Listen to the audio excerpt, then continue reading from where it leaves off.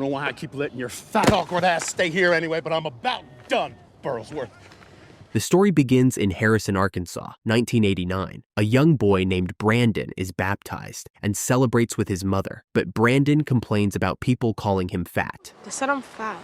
No, you're not fat. You're just a big old boy. She tells Brandon not to let other people's words define him. Brandon's older brother, Marty, who is 17 years older and often mistaken for Brandon's father, is also with them. The next day, while visiting, Marty gets frustrated with Brandon because he never leaves the couch, spending his days watching TV and eating chips and cheesecake. At 12, Brandon is bigger than most kids his age, but he always ignores Marty's warnings. One day, while watching football on TV, he suddenly declares he wants to play for the Arkansas Razorbacks. I'm gonna play for the Arkansas Razorbacks. I believe you, honey. His mother, always supportive, encourages him, though she reminds him it will take hard work. Marty isn't convinced, but decides to help him, and they spend their afternoon doing some exercise. At school, Brandon joins the football team. Before a game, the coach asks who wants to play in the NFL, and every kid raises a hand. But Brandon jumps forward with excitement, dreaming bigger than most. Who wants to play in the NFL? I do. But when the lineup takes the field, he stays on the bench and only comes on after one of the starters gets injured. But Brandon surprises everyone by breaking the other team's defense and making them look very fragile. He charges in and manages to grab the quarterback's leg, but instead of taking him down, he just clings on, allowing the boy to pass the ball. The crowd is puzzled, and the coach explodes, yelling cruel insults and ordering him off the field, saying he will never play defense again. You are never playing defense ever again. Do you hear me? I'm gonna kick you off. However, Coach Tice, the high school coach who has been watching, approaches Brandon. He tells him that if he truly wants to improve, he has to be the first to arrive and the last to leave practice. If you're ever gonna play it down, you're gonna have to be the first one here and the last one to leave. With that kind of dedication, he believes Brandon could one day play for him. After practice, Brandon goes to stay with his father, whose drinking had already torn the family apart. The next morning, Brandon finds him drunk and rambling, so he calls Marty in fear. Marty, will you please come get me? Hurry, please.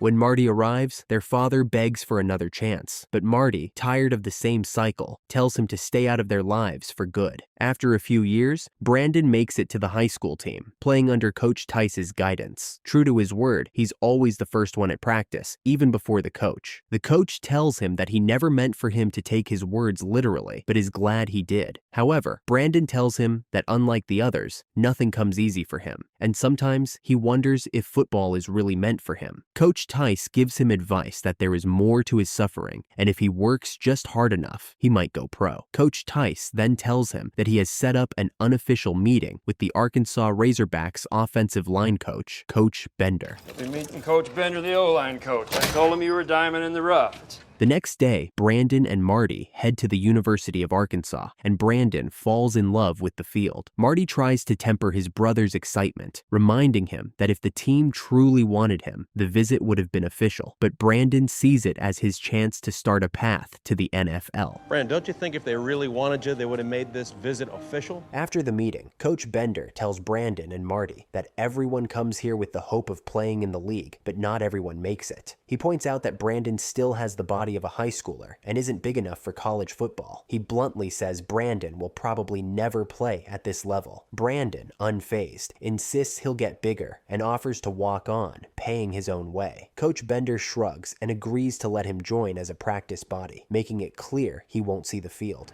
There ain't no way you're ever gonna play. Not here. Not at this school. But that was just enough for Brandon. He quickly starts stocking up on snacks and laying out a plan to bulk up. Back home, his training intensifies. Coach Tice continues to motivate the team with his speeches, reminding them that big dreams only come through hard work. Then comes unexpected news. Tice brings word that Arkansas Tech is offering Brandon a full scholarship. The family celebrates, but Brandon doesn't look happy. When he holds the letter, he rips it in front of everyone. His dream is to play for the Razorbacks, not Arkansas Tech, and he won't settle. I'm not going there or anywhere else. I'm a Razorback. This continues till graduation, and Brandon's choice to walk on at the University of Arkansas sparks anger from Marty, who reminds him how unstable their family's finances are. Brandon gets really mad and tries to leave, but his car won't start, and Marty mocks him, saying he isn't going anywhere. However, their father quietly watches from a distance, disappointed that he couldn't intervene. After a while, Brandon realizes his dream is putting heavy strain on the family. So he pieces back together the scholarship offer he had torn earlier and decides to join Arkansas Tech. But his mother tells him that his father will fix the car, and she has secured a second mortgage, which is just enough to cover 1 year at University of Arkansas. That means Brandon must earn a scholarship to continue. Brandon promises he'll make the most of the year, work hard, and repay every penny. I'm gonna earn a scholarship and I'll pay back every penny, whatever it takes. I know you will. After a few days, Brandon arrives at the university and finally steps onto his dream campus. But the excitement quickly fades because other new players keep mocking his size. He now weighs 330 pounds, far more than before. Coach Bender, who once said Brandon wasn't big enough, is shocked by how far he took it. Brandon now struggles in training, moving slower than the others, and making his life even harder. Brandon then gets a new roommate, Grant, who is a scholarship offensive lineman. Life is hard at the university because walk-ons use separate locker rooms and are told to run errands for the scholarship players. However, Brandon keeps trying his best, knowing if he does just enough, he will surely make it. Coach Bender notices the effort and tells Brandon that football isn't only about strength and size, it's about footwork and skills. It is not about strength and size, it is about footwork. Not long after, the roster is announced. Only the top linemen will avoid being on the bench, and Brandon isn't among them. But they will continue to be on the team, helping the main players train. Brandon feels disappointed, but goes to Bender to ask him about the scholarship opportunity. Bender can't promise him anything, but tells him to keep working. If he proves himself, he may get the chance to dress for the final game. Though, spring evaluations will ultimately decide his future. You should be real proud of yourself for what you've been able to accomplish so far. Meanwhile, Marty is hearing this from a distance and feels sad for his brother. One day, while Brandon is heading to his mother, he forgets his keys and returns back to his room. He then accidentally overhears his roommates talking about his odd, rigid routines and his close relationship with his mom. He's like if Rain Man and C-3PO had a love child. Disappointed, Brandon heads to his mother and tells her that he might not earn the scholarship, but she already knows through Marty, and yet she is optimistic, reminding him that if he can just dress for the final game, they'll have photos to cherish. Back at practice, Brandon shocks everyone by taking down a scholarship player. Coach Bender scolds him in front of the team, furious that he risked injuring a starter, and even questions whether Brandon belongs at all. I don't know why I keep letting your fat, awkward ass stay here anyway, but I'm about done. But in private, Bender changes his tone. He admits he's unsure about Brandon's future, but tells him that he has to lose the extra weight and replace it with muscle. From that day on, Brandon becomes even obsessed with his schedule and starts his day at 5 a.m. with prayer before hours of training. Bender is always there with him to support him in any way he can. Soon, Brandon's body begins to change. Pounds fall off, his footwork sharpens, and his confidence grows. Even the teammates who mocked him start to respect his discipline. Coach Ford, once skeptical, sees him training through pouring rain and realizes he misjudged him. Soon, Brandon is outpacing teammates in drills and finally reaches his target weight. During a practice showdown, Brandon is matched against Nathan, one of the team's top scholarship players. Most expect Brandon to be embarrassed, but instead, he dominates Nathan twice in a row. The crowd is stunned, Nathan is humiliated, and even Coach Bender can't hide a smile. Ford even admits he wishes there were scholarships left to give. It's too bad we're past our limit. Limit for what? Scholarships. One day, Grant invites Brandon out for what he calls a bite, but it turns out to be a gathering with their college friends. It quickly becomes clear that Grant and the other scholarship players are playing a cruel joke. They offer Brandon a milkshake laced with alcohol, knowing he never drinks. A little tipsy, Brandon loosens up and makes a heartfelt confession to the group, saying he will probably lose the scholarship opportunity and have to drop out. Well, you don't have to worry about football doing me in. You'll be all right, man. Still, he tells them he will always cherish his teammates and the memories they made. However, a moment later, an unaware waitress exposes the prank by announcing they are out of alcohol. Enraged by the betrayal, Brandon leaves on the spot and heads back to the stadium. In the pouring rain, he begins running furiously on the track. Soon, Grant joins him, followed by Anthony, and eventually, even Nathan. Running together in the downpour, the friends finally reconcile. On game day, the stadium roars as Brandon's family cheers from the stands. Afterward, he's told to clean out his locker, only to discover it's a trick. He's been awarded a scholarship locker. Overjoyed, he calls home to share the news, and his teammates break into song to celebrate. Rah, never fear. Rah, rah, Arkansas will never yield. Fast forward to 1997 in a tough matchup against Florida. Brandon's vision blurs during the game, and he mistakenly blocks the wrong player, leading to a costly error. Reporters swarm the quarterback with blame, but Brandon steps up, taking responsibility and praising his teammates' skill. Soon after, doctors fit him with glasses, which earns him the nickname Clark Kent from teammates. One day, Coach Bender tells Brandon that his father has been hospitalized with lung cancer and has lost his sight. Brandon wants to keep practicing, but the coach reminds him that football only lasts a few years, but a soul lasts forever. Football's just a few years of your life. A soul lasts forever. Then, Brandon visits his father at the hospital and learns that he has paid off his car debts. The old man tells Brandon and Marty to take care of their mother. Soon, he passes away, and a funeral is held for him, where all his family are gathered. In the next few months, Arkansas Razorbacks hit rock bottom, and the university decides it's time for change. A new head coach is brought in, tasked with rebuilding the team from the ground up. One night, the new coach, Nutt, finds him still training after hours. What are you doing here at this hour? Working on my steps, Coach. Brandon tries to convince him that they can win this year and not to replace them with a new team. He tells him that this could destroy their careers, so instead, he begs him to give them a chance. The coach tells him to show him their determination, and he will not rebuild the team. The next day, Brandon gathers the team to declare that since it is their senior year, they are going to train hard and win. That summer, Brandon pushes his teammates relentlessly, waking them up at 3 a.m. for workouts. They work very hard, and they grow up both as a team and individually. By the end of the summer, the Razorbacks are transformed. Nutt praises Brandon's leadership, and word I spreads. believe we're going to have a winning season this year, and Brandon Burlsworth's going to take us there.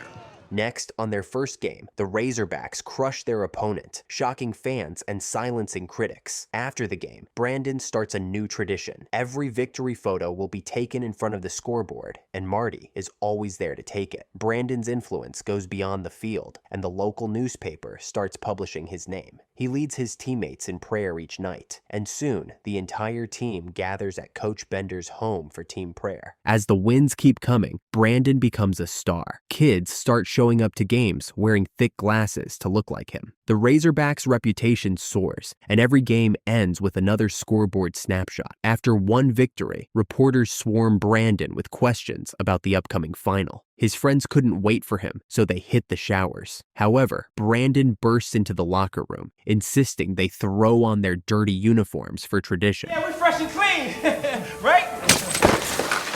They all know that this is important for the momentum, so they follow him and take the picture. That season goes down in history. The Razorbacks' turnaround is called one of the greatest comebacks in college football, and at the center of it all is Brandon, the walk-on who became a legend, living the greatest underdog story the sport had ever seen. Possibly the greatest walk-on story in the history of college football. Finally, November 14th, 1998 finally arrives, and the long-awaited showdown against Tennessee is here. The stadium is electric, the score razor thin. Brandon makes a clean takedown and even helps his opponent back to his feet. The Razorbacks lead 24-22, and confidence surges as Arkansas intercepts the ball. With the clock winding down, the players prepare for a Gatorade shower, convinced the win is sealed. But disaster strikes. On a crucial play, the quarterback, Clint, stumbles over Brandon and fumbles. Tennessee seizes the ball, storms downfield, and flips the game on its head. Arkansas watches helplessly as their championship hopes evaporate. The title remains with Tennessee. Marty's eyes are filled with tears of disbelief as he sees Brandon walk past him with defeat. After the loss, Brandon finds Clint and tries to take responsibility, insisting he'll tell the press it was his fault. Clint brushes him off, saying falling is part of the game, but it doesn't excuse dropping the ball. Falling down is a part of the game. Doesn't give me license to drop the ball. Brandon then hears a familiar voice from his back, and it is Coach Tice. I told you lately that I love you? No, Coach. You haven't. I love you, Brandon. Love you too, Coach. Still guilt-ridden, Brandon breaks down in his coach's arms. That weekend, Brandon spends it with his family, surrounded by people who love him. However, when they are about to part ways, a shocking news comes over the radio. Brandon Burlsworth has been named first team All-American. His family erupts with joy, and all those years of hard work finally pay off. Shortly after, Brandon gets drafted by the Indianapolis Colts, and in 1999, he joins them. Immediately, Brandon is told that he is named a starter. However, Brandon gets a strange feeling because his whole life had been a grind, and now something finally came easily. This is the first time in my life where something I wanted, it came so easy. His coach reminds him it wasn't easy, but years of hard work that made the decision simple. Back in Arkansas, Brandon visits his old teammates. He's invited to celebrations and a ring ceremony, but he declines, honoring a promise to take his mother to church. For him, family still comes first, and ever since he first arrived at the university, he always missed home. Now, he realizes he'll miss Arkansas and the family he found there. On his drive home, Brandon remembers everything that led him to this point. Around the same time, Marty heads to their mother's house because he is not picking up his phone. Marty feels something weird because Brandon isn't the kind of guy who doesn't pick up. When he reaches there, he sees a police car and hears his mother's cries through the wall. When he runs inside, he is shocked to see his mother in disbelief, saying Brandon is dead. Brandon is dead! My baby is dead! The officer has brought in the devastating news that Brandon has been killed in a car accident. Brandon's story ends when it was just beginning, at only 22 and fresh in the NFL. For a moment, Marty's world stands still. The house is filled with grief and disbelief. Things now seem to be moving at a faster pace. Before they know it, the family is standing at their beloved warrior's funeral, who died without having a chance to fight. At an event held at the University of Arkansas, a man questions the fairness of it all. He talks with Marty about how God could take someone so hardworking and kind before he even got to enjoy success. He suggests it breaks faith itself. Marty, a strong believer, at first now seems fragile at the merciless hands of fate and the everlasting scars he suffered. The man's words now seem very true. A God so cruel can't be called a good God. Later, Marty opens his heart to his mother. He asks why God would allow this, why Brandon, who had worked so hard and lived with faith, was taken so young. I mean, all that he did, all his pain and suffering to make himself better, for what? Through her tears, she answers with quiet conviction. She tells him they are too small to see God's larger plan, that even pain has purpose. She reminds him how Brandon once hated wearing glasses, but came to embrace them. What first seemed a burden became something that made him stand out. Marty looks out at the field and notices a flower arrangement spelling, "We trust," and in that moment, her words sink in. Marty finally joins the people at the ceremony and realizes what is the point in all this. Just because he doesn't know why things happen, that doesn't mean there isn't a reason. And that can only be put in trust, a trust that we put in God. Brandon's death leaves an ache that never fades, but his legacy begins to grow immediately. Brandon's number 77 jersey was retired in 1999, and since 1999, the University of Arkansas has awarded 18 scholarships each year in his name, including one reserved for a walk-on player. The Brandon Burlsworth Foundation follows, giving underprivileged kids free care and tickets to every Razorbacks and Colts home game. Marty launches the Brandon Burlsworth football camps to teach the values his brother lived by: faith, family, academics, and football. In 2010, the Burlsworth Trophy was established, honoring the nation's best player who began as a walk-on, a yearly reminder of the greatest underdog story in college football. Brandon's locker at Arkansas, encased in glass since 1999, still stands untouched, a symbol for every player who passes it. And yes, for all of you wondering, this is a true story based on Brandon Burlsworth, a hero who died before his time. The end.